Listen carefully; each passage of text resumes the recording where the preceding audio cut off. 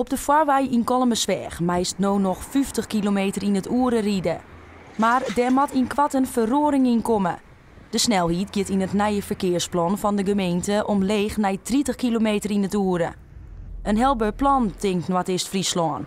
Maar net realistisch, nevens het plaatselijk belang. 30 is net een natuurlijke snelheid van het wegennet wat je erachter leidt. Het vreegt om 50 km per uur, dat is een hele normale snelheid om je te rijden. De fietsers rem je automatisch het verkeer al af. En op de knelpunten, die dan nou ook onjongen binnen.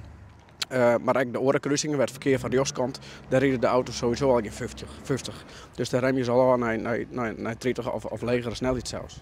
In oktober zal de gemeente hier besluiten over het zaaneemde mobiliteitsplan. Hoewel het dorpsbelang vasthoudt aan 50, willen de meesten die het wie op stritten spreken dat er op gewoon plakken wel wat gebeurt onder snelheid. Je hebt best wel veel weggetjes van rechts waar je je snelheid op moet aanpassen.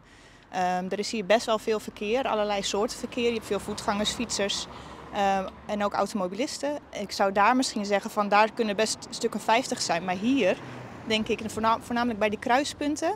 Ja, zou 30 niet zo heel erg raar zijn wat mij betreft. Ik denk dat het wel goed is, want er wordt wel wat te hut jagen. Dat lijkt me wel een goed idee. Als er minder ongelukken gebeuren, dan zeker. Ja. Nou ja, het lijkt me wel een strak plan. Er gebeuren wel volle dingen op deze wijn, bij de kruispunten, een rare hoeken. Persoonlijk goed het me niet helemaal, maar misschien wel sommige delen dat ze wel hut rijden. Als ze maar gewoon de regels horen, dat ze niet 180 rijden. Dat is gewoon gevaarlijk, maar gewoon een beetje aan de regels horen. Dan is het in mijn eigen kennis het wel op deze manier. Het is een heel lang het verkleester waar je helemaal haast om naar de daar.